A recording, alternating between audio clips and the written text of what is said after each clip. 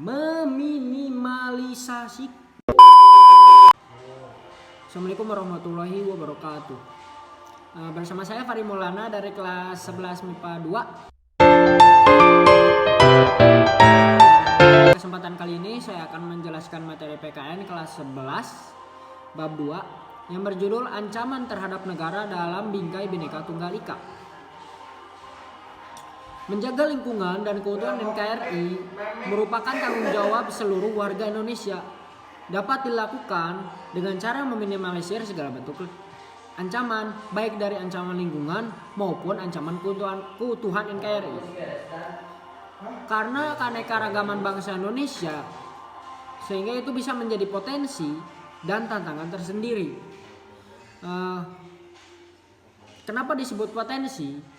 Karena membuat bangsa kita menjadi bangsa besar dan memiliki kekayaan alam maupun kekayaan budaya yang dapat menarik wisatawan dan investor asing yang menanamkan modal mereka di Indonesia.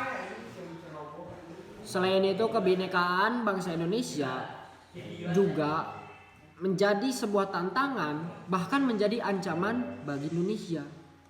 Karena adanya kebinekaan mudah membuat bangsa Indonesia berbeda pendapat dan mudah tumbuh perasaan kedaerahan yang sempit, sehingga sewaktu-waktu dapat meledak dan akan mengancam integrasi nasional ataupun persatuan bangsa. Oleh karena itu, warga negara Indonesia harus mewaspadai segala bentuk ancaman yang dapat memecah belah persatuan bangsa.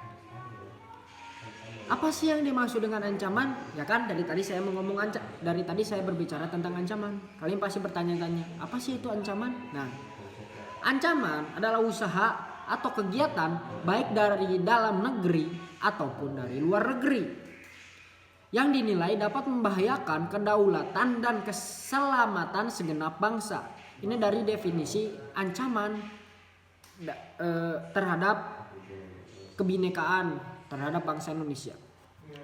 Nah, dari banyaknya bentuk ancaman, saya di sini akan menjelaskan ancaman di bidang militer.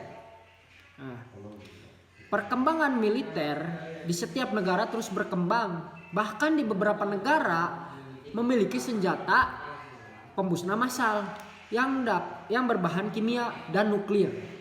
Aktivitas ini merupakan ancaman militer yang menggunakan kekuatan senjata yang terorganisir. Ancaman dinilai mampu membahayakan kedaulatan. Ancaman dapat dinilai mampu membahayakan kedaulatan negara, keutuhan wilayah, dan keselamatan segenap bangsa. Kekuatan senjata ini dapat dilakukan untuk melakukan agresi atau invasi, pelanggaran wilayah, pemberontakan bersenjata, sabotase, spionase, aksi teror bersenjata, dan ancaman laut atau udara.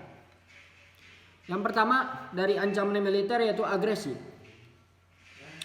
Suatu negara, apa sih agresi itu ya? Nah, suatu negara yang melakukan agresi dikategorikan sebagai ancaman kedaulatan negara, keutuhan wilayah, dan keselamatan bangsa. Agresi ini mempunyai bentuk-bentuk dari skala yang terbesar sampai yang terkecil. Invasi. Nah, kalau invasi itu sama kayak agresi. Cuma bedanya kalau invasi itu adalah bentuk dari agresi yang berskala paling besar dengan menggunakan kekuatan militer bersenjata yang dikerahkan untuk menyerang dan menduduki wilayah negara lain. Maaf terganggu. Seperti contohnya di Indonesia pernah terjadi pada agresi militer oleh Belanda, agresi militer 1 pada tanggal 21 Juli 1947. Kemudian pada agresi militer 2 pada tanggal 19 Desember 1948. Kemudian yang kedua, pelanggaran batas wilayah. Melanggar batas wilayah tanpa izin negara tersebut, baik dari udara, laut, ataupun daratan. Negara Indonesia itu memiliki wilayah luas sehingga menjadi potensi terjadinya pelanggaran wilayah Contohnya pada 4 Oktober 2018 kemarin, pesawat asing tak dikenal melanggar wilayah Indonesia di Kepulauan Natuna atau contoh yang lainnya seperti kapal ikan yang mengambil di perairan laut Indonesia, kapal asing, nah tanpa izin, nah seperti itu dan lain-lain. Nah, kemudian yang ketiga, pemberontakan bersenjata. Dalam perjalanan bangsa Indonesia pernah mengalami pemberontakan bersenjata oleh gerakan radikal seperti G30 SPKI, ya kan? Nah, gerakan pemberontakan bersenjata ini tidak hanya mengancam pemerintahan yang sah, tetapi juga mengancam pada tegaknya NKRI yang berlandaskan Pancasila dan juga Undang-Undang Dasar 1945. Pemberontakan bersenjata juga menjadi ancaman militer yang harus serius ditangani oleh bangsa Indonesia. Pada dasarnya pemberontakan bersenjata oleh pihak tertentu di dalam negeri, namun tidak menutup kemungkinan disokong oleh kekuatan asing, baik secara terbuka ataupun tertutup. Pemberontakan bersenjata melawan pemerintahan Indonesia yang sah merupakan ancaman militer yang dapat merongrong kewibawaan pemerintahan dan jalannya roda pemerintahan. Nah, yang keempat adalah sabotase. Sabotase adalah sebuah kegiatan yang sengaja, terencana, tersembunyi dengan cara perusakan sasaran tertentu, biasanya fasilitas umum seperti jembatan dan sarana infrastruktur lainnya, nah jalan ya misalnya kayak gitu, yang memberikan dampak besar psikologis bagi masyarakat tertentu.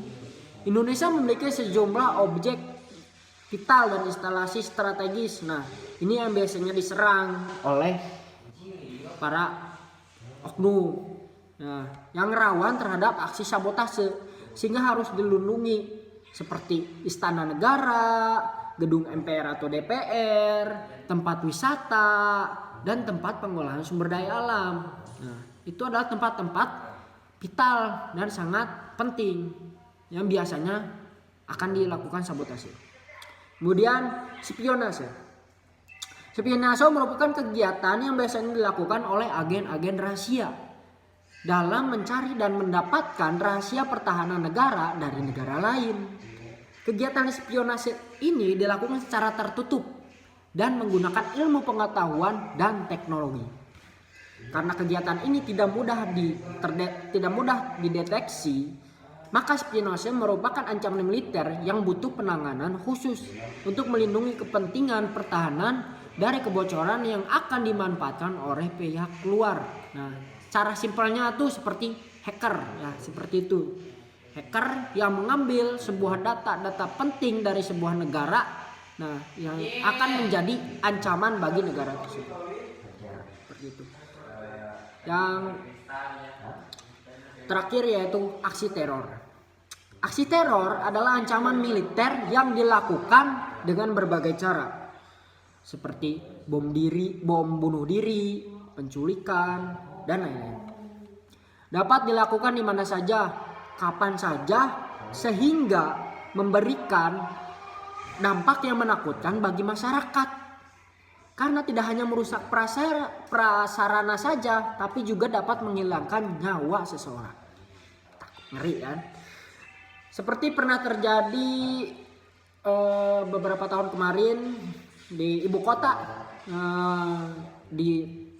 yang disebut dengan bom Tamrin. Nah, kejadian itu terbuka dan memakan banyak korban, baik dari warga maupun dari kepolisian, yang menambahkan rasa ketakutan yang mendalam bagi korban, dan tanpa kemanusiaan para oknumnya. Dia melakukannya tanpa belas kasihan. Aksi teror dapat menimpa siapa saja dan sulit diprediksi dan ditangani dengan cara biasa. Perkembangan aksi teror bersenjata dan teroris pada dekade terakhir ini meningkat pesat mengikuti perkembangan politik, lingkungan strategis, dan ilmu pengetahuan. Oleh karena itu harus dicegah dan dibasmi agar ketentraman masyarakat tidak terganggu.